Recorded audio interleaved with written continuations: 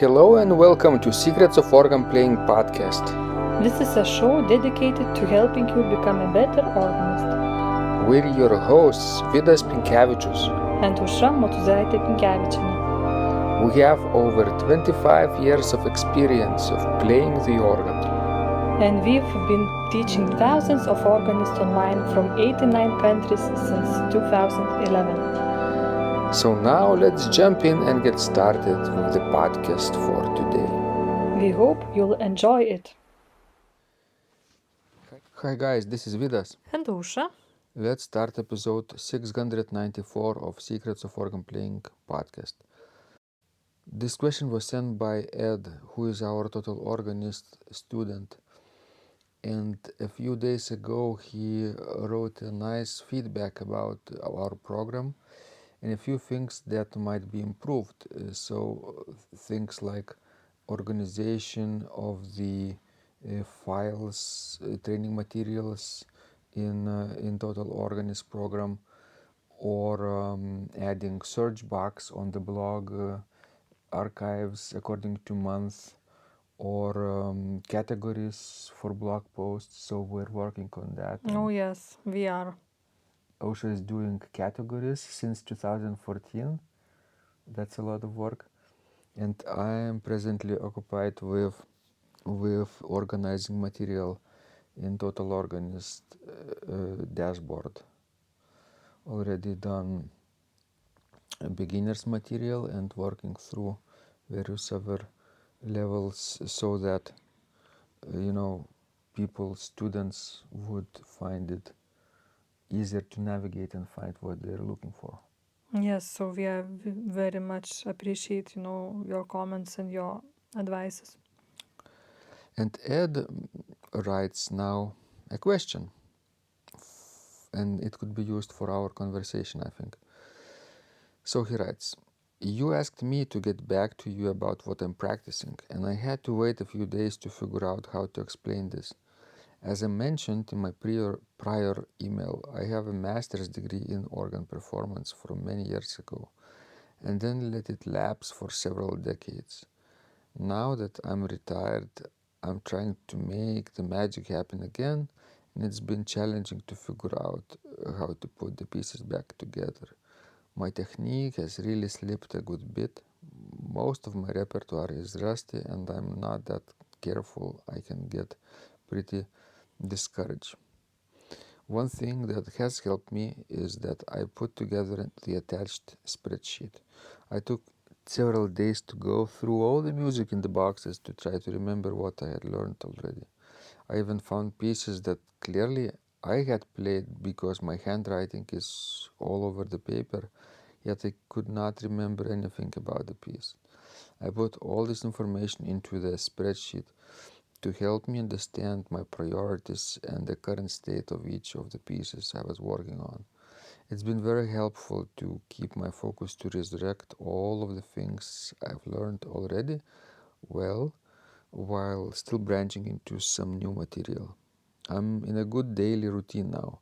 I spend about 30 minutes split between Hanon and the Davis textbook pedal exercises to get my dexterity back, and then I look through this repertoire list and pick some things that I'm interested in moving up on the current status list. I get pretty tired by mid-afternoon, so I save the evening for watching YouTube videos from your site. I also got a copy of the new Oxford organ method, which I find delightful. One chapter a day seems to be good to remind me of what I used to know. Keep up the great work. Every hour you put into organization is going to have tremendous benefits and increase the availability and respect for what you've done. Thanks so much. Take care, Ed. So let's take a look a little bit about in that spreadsheet, okay? Okay. You will find interesting, I think, his repertoire selections and how he organizes it. I found it interesting in the morning, so I'll show you. Here is this list. Basically, we can see a lot of Bach's works, Oh yes. a few Pachelbels, Walchas, a few Wierns works, a few chorales by Brahms, right? Mostly these are chorale-based works by Bach and preludes and fugues from the 8 short preludes and fugue collection, right? And he writes next to the title composer, that's one column, designator, meaning Bach's catalog number or opus number for Brahms, then the source, and he lists as the source, wait a second, where is it? Yeah, I think the source, various books that he uses so that he could find it. And then priority from 1 to 5, and status from 1 to 5, and date when he practiced. And in the last column he wrote examples that he found on YouTube videos by other people. Nice. Yeah. Very well organized. It's well organized. I could probably never do things like that. We could look at rating in one of the column from 1 to 5. Number 1 means ready to perform, random, minimal errors. Number 2, minor consistent errors, need work but could be ready in 1 week. Number 3, multiple sections need practice but could be ready in several weeks. Number 4, major practice needed, could be ready in 1 month. Number 5, challenging, needs major work on all sections. Okay. All right, so if we could take a look at the pieces again, this is status, right? Status. Status, for example, number 2, Liebster Jesu, wir sind hier. BWV 731, it's status 2. And it means with minor consistent errors, need work but could be ready in 1 week. Make sense? Yeah, sure. Or let's say number 3, Ich ruf zu dir, Herr Jesu Christ, 639. Its rating is number 3, so multiple sections need practice but could be ready in several weeks. And so on, right? For example, number 5 is a few pieces by Brahms, Herzlich tut mich verlangen or Traurigkeit, which means challenging and needs major work in all sections, more than 1 month. Nicely organized, although I have one suggestion for Ed, Okay. Well, if I would be in his shoes, I might do, look for a new repertoire and not worry so much about, pieces that he had learned, many decades ago. Yeah. Because sometimes to learn new pieces, it's easier and more exciting than, to go back so long time ago. I agree in part of you, yeah. And there are only very few composers that he added to this list, so I would truly advise him to expand his repertoire and to look to other composers. There are a lot of Bach on his list, but for example, I don't see any of Buxtehude. No, Buxtehude, yeah. And I think it would be a great choice, because we are technically less challenging, but equally beautiful. Yeah, that's right. Then he writes in the next column sources, abbreviations of the sources.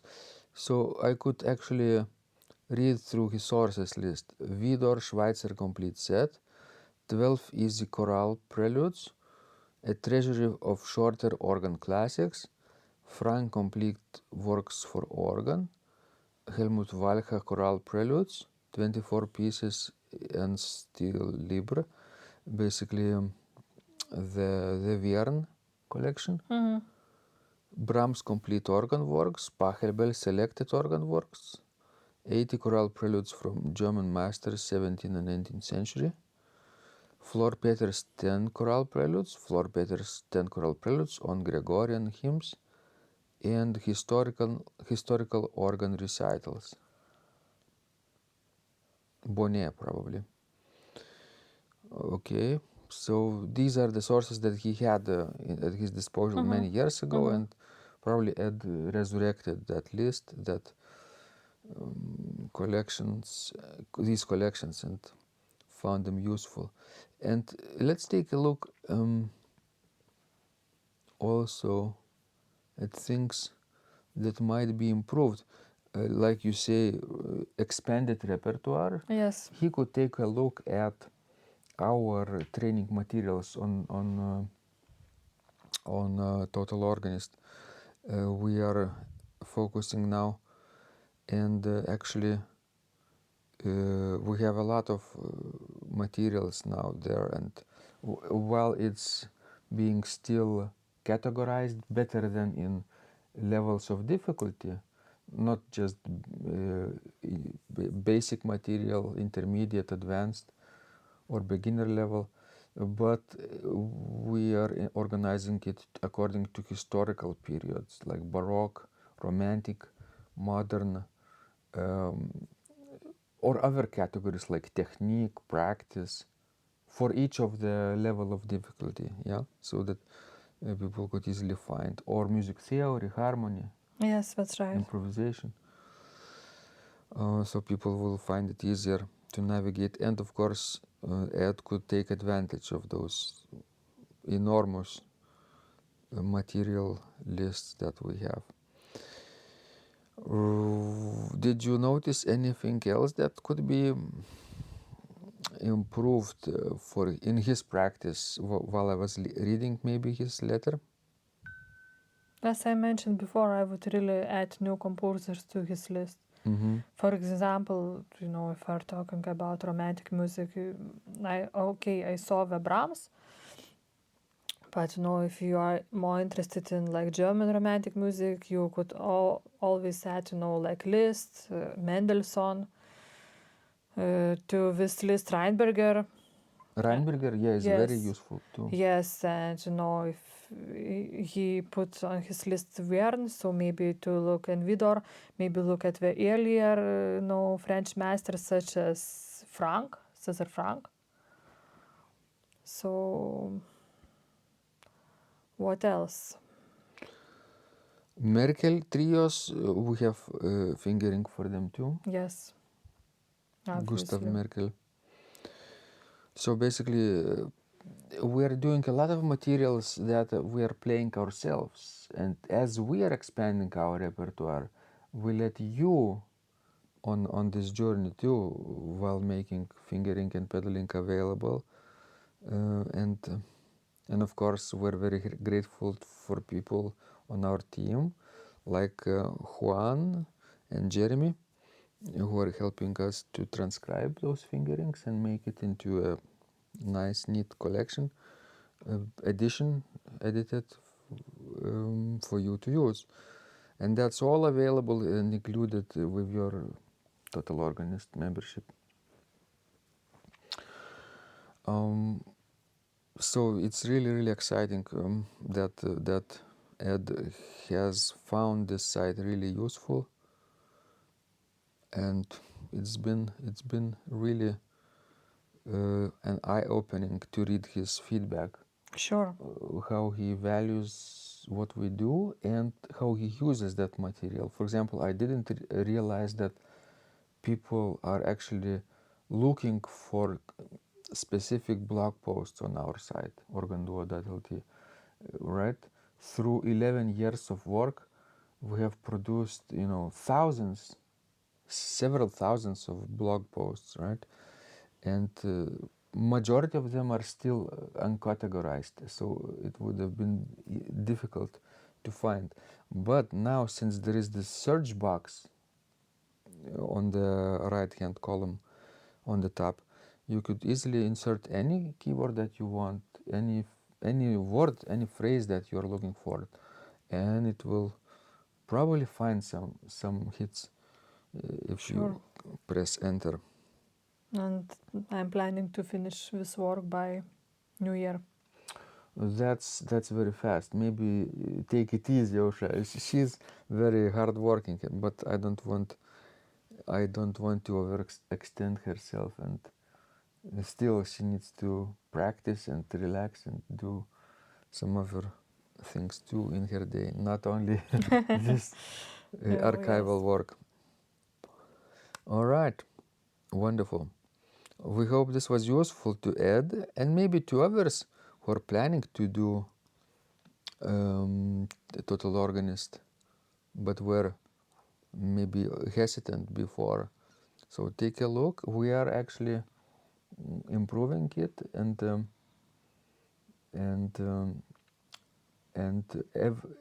every day thinking how can we help better on this organ playing journey. Yes, and how can we improve it?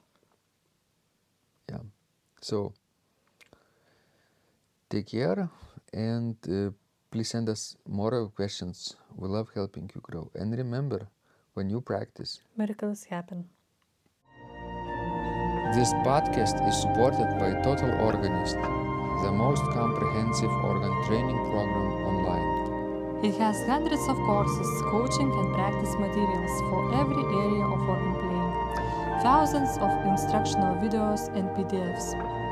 You will not find more value anywhere else online. Total Organist helps you to master any piece, perfect your technique, develop your sight reading skills, improvise or compose your own music, and much, much more. Sign up and begin your training today at organduo.lt and click on Total Organist. And of course, you will get the first month for free too. You can cancel anytime. If you need one-on-one coaching, you can check out our page on Buy Me a Coffee platform. Find out more at buymeacoffee.com/organduo.